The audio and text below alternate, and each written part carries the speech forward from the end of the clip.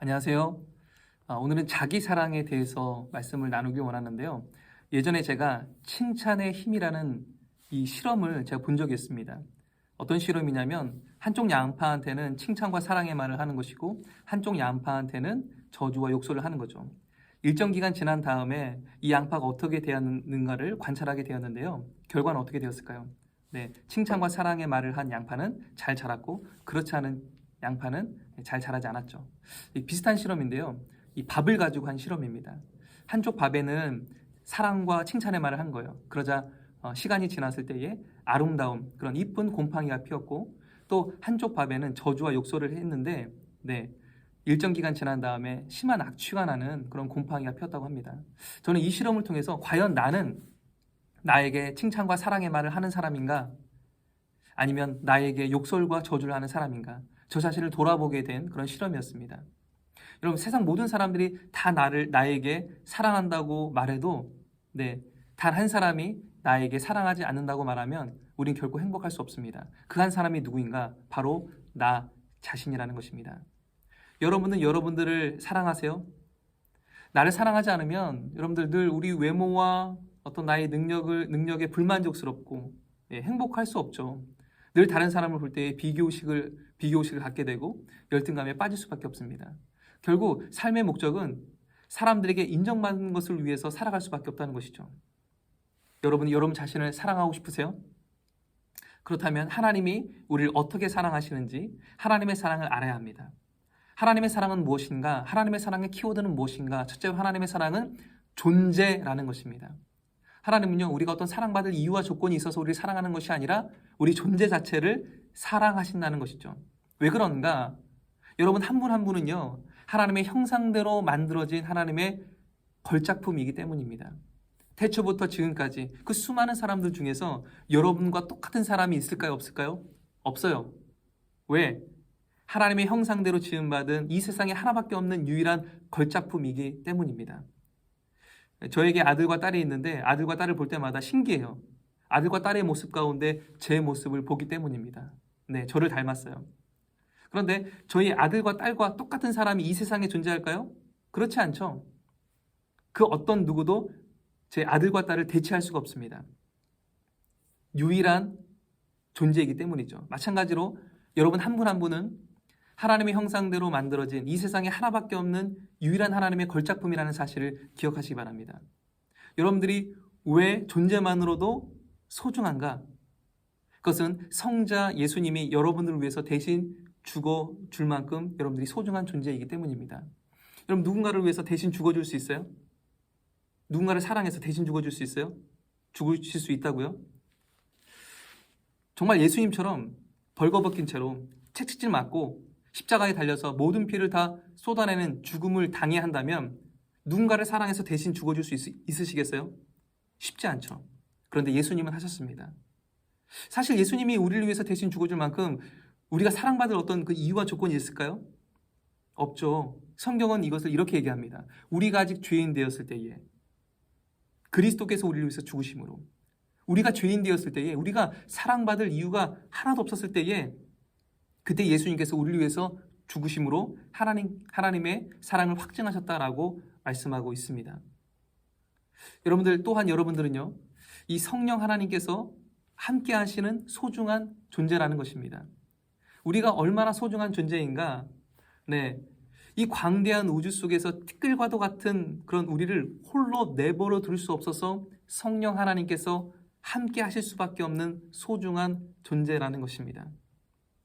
여러분들 베드로와 바울을 보세요. 예수님을 부인하고 예수님을 핍박했던 베드로와 바울. 사랑받을 이유와 조건이 전혀 없죠. 그럼에도 불구하고 예수님은 사랑하셨어요. 왜? 하나님의 사랑의 키워드는 이유와 조건이 아니라 존재이기 때문입니다. 그러므로 여러분들 스스로가 사랑받을 그런 이유와 조건이 있어서 사랑하고 없으면 사랑하지 않고 이래서는 안 되겠죠. 여러분들이 존재하는 것 자체만으로도 충분히 하나님의 사랑을 받을 만한 존재라는 사실을 기억하시기 바랍니다. 두 번째, 하나님의 사랑 어떤 사랑인가? 하나님의 사랑의 키워드는 무엇인가? 성숙이라는 것입니다. 성숙. 하나님이 우리를 정말 사랑하십니다. 그래서 우리에게 원하시는 것은 뭐냐면 우리가 전인격적으로 성숙하기를 원하세요. 언제까지나 아이에 머무르지 않고 우리가 예수님처럼 성장하기를 원하세요. 제가 아들, 딸을 정말 사랑하는데요. 제가 우리 아들, 딸에게 원하는 것은 뭐냐면 몸과 마음과 정신이 건강하게 성장하는 것을 제가 원해요. 우리 수아가 과자와 아이스크림을 너무나 좋아하거든요. 그런데 아토피가 있어요. 근데 제가 어느 순간 과자와 아이스크림을 사주지 않습니다. 왜요? 수아를 사랑하기 때문에 그래요. 건강하게 성장하길 원하기 때문에 그래요. 우리 수아하고 현이가 때론 실수할 수도 있고 때론 성적이 안 나올 수 있어요. 그런데 거짓말을 한다거나 온라인 게임에 중독이 된다거나 서로 욕하면서 막 싸운다거나 이것을 제가 원하지 않아요. 우리 현이 수아가 몸과 마음과 정신이 건강하게 조금씩 더 성장하는 것, 그것을 제가 원한다는 것이죠. 만약 여러분들이 여러분들을 정말 사랑한다면 여러분들의 전 인격적인 성장을 원하실 거예요. 여러분들이 정말 여러분들을 사랑한다면 밤에 야식 먹어요, 안 먹어요? 자기 개발 합니까, 안 합니까? 운동을 정기적으로 합니까, 안 합니까? 이성 친구가 혼자 있는 자취방에 놀러 온다고 하면 오라고 합니까? 오지 말라고 합니까? 오지 말라고 하겠죠. 왜요? 정말 자기를 사랑하는 사람은요, 자기의 몸과 마음과 정신이 예수님 같이 성장하기를 원하기 때문이라는 것이죠. 그래서 에베소서 말씀에 바울은 이런 말을 했어요. 우리가 언제까지나 어린아이로 있어서는 안 됩니다. 우리가 모든 면에서 다 성장해서 예수님에게까지 다다라야 합니다. 라는 그런 말씀을 하시죠. 또 스카펫 목사님은 사랑을 이렇게 정의했어요. 스카펫 박사님은 아직도 가야 할 길이라는 그 책을 지으신 분인데요. 사랑을 이렇게 정의했어요. 사랑은 무엇인가? 자기 자신이나 혹은 타인의 정신적 성장을 도와줄 목적으로 자기 자신을 확대시켜 나가려는 의지라고 말했습니다. 저는 이것을 제 말로 바꾸면 사랑이란 무엇인가? 사랑은 자신과 타인의 전인격적인 성숙을 선택하는 것. 다시 말하면 사랑이란 무엇인가? 사랑은 나와 타인이 예수님을 닮아가는 것을 선택하는 것. 그것이 바로 사랑이라는 것입니다. 예수님을 배신한 베드로를 찾아왔던 예수님. 베드로에게 무슨 말을 하셨을까요? 이 저주나 받아라. 이런 말을 했을까요? 아니죠. 네가 나를 사랑하느냐? 그렇다면 내 양을 먹이라. 이게 무슨 말이에요? 네가 나를 사랑하느냐? 나는 그럼에도 불구하고 너를 사랑하는데 네가 이제는 성장했으면 좋겠다. 성숙했으면 좋겠다. 과거에 불안정했던 그런 삶이 아니라 이제는 다른 누군가를 세워주고 먹여줄 수 있는 그런 흔들리지 않는 반석과도 같은 그런 사람이 되었으면 좋겠다. 라는 말씀이죠. 여러분, 사랑은 무엇입니까? 사랑은요, 나와 타인이 예수님을 닮아갈 수 있도록 그것을 선택하는 일, 그것이 바로 자기 사랑이라는 것입니다.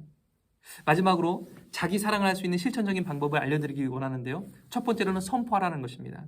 아침에 일어났을 때 기분이 우울하고 짜증날 때마다 오늘 하루를 살아갈 버틸 힘이 없을 때, 오늘 하루를 살아갈 자신이 없을 때, 우울한 마음이 내 마음 가운데 가득 찰 때, 그럴 때 선포하시기 바랍니다. 하나님이 나를 어떻게 사랑하시는지, 난 존재만으로도 소중한 사람입니다. 난 하나님의 사랑받는 아들이요 딸입니다. 나는 예수 그리스도의 가치가 있는 사람입니다. 아무리 세상에서 네가 사랑받아야 될 이유와 조건이 있어야 넌 사랑받을 수 있어 라는 말을 한다고 할지라도 아니라고, 난 존재만으로도 존귀한 사람이라고 선포하시기 바랍니다. 두 번째, 칭찬하세요. 자기 자신을 칭찬하세요. 아까 양파에 대해서 말씀을 드렸죠. 여러분들을 저주하시면 여러분들의 내면과 여러분들의 그런 삶이 피폐해질 수밖에 없죠.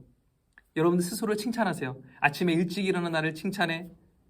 아침에 일찍 일어나서 기도한 나를 칭찬해. 지각하지 않도록 열심히 달려서 지각하지 않은 나를 칭찬해.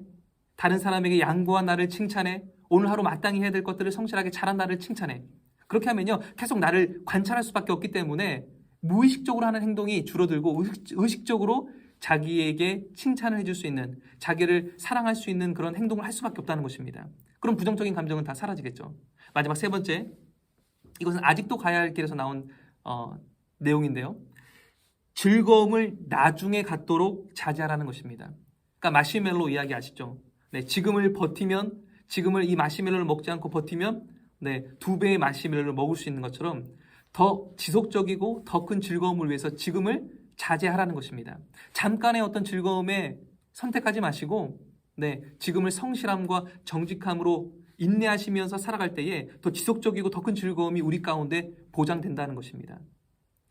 여러분들, 예수님이 나를 사랑하시는 것처럼 여러분들도 자기를 사랑하는 그런 삶을 사시기를 주님의 이름으로 축복합니다.